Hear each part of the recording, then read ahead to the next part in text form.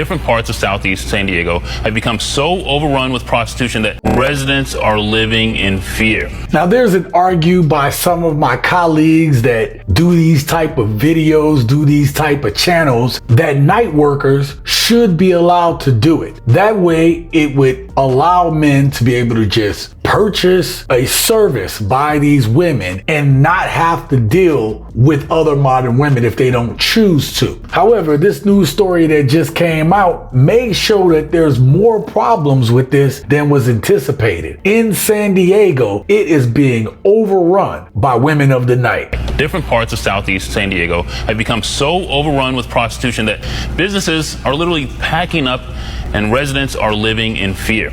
Like, what are they fearful of? They fearful of women that are going out and working, using their bodies to make money? I mean, what are they doing out there that is making people so afraid? Prostitution is so out in the open in parts of Southeast San Diego, such as parts of Barrio Logan, Shelltown, Southcrest, and into National City. There is no other way to describe it other than to say sex is for sale in San Diego.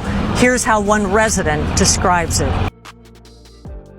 I can't tell you how many there are, but I could tell you either like cars. Sometimes when I work at night, I come by and they try to jump on the car. Lock my doors and close my windows. Now imagine you're a hardworking man. You're getting up at 3, 4 a.m. to get ready for work. You're leaving out 4, 5 a.m., 6 a.m. in the morning, and you got these street workers jumping on your car. Man, that would just be crazy. And imagine your wife or your woman is looking through the window when this happens. You gotta hide your wife, hide your kids, hide your possessions, because they taking everything. His children can't go outside anymore. And after he confronted a crowd in front of his driveway, somebody put a bullet into the front of his house. Another woman, too afraid to speak, even in shadow, told me that the music shakes the walls of her house all night long, and she's forced to walk back and forth to her car in the middle of a line of pimps on the sidewalk who make it very clear they own the streets here. Oh, so that's it. Okay, if you're gonna have these working women, then of course some of them are gonna have pimps for protection. They're gonna have dudes that's gonna be looking out for their best interest. You see, even women who are deciding to go ahead and do this as another means to get money, some of them still need men to be able to do this where they can feel safe. Or maybe they're not safe and this is the only opportunity they had. A rise in prostitution near 7th Street. They say they want the police department to take action. But a new state law puts limits on what officers can actually do. Mayor Ron Morrison says a new state law has her hands tied.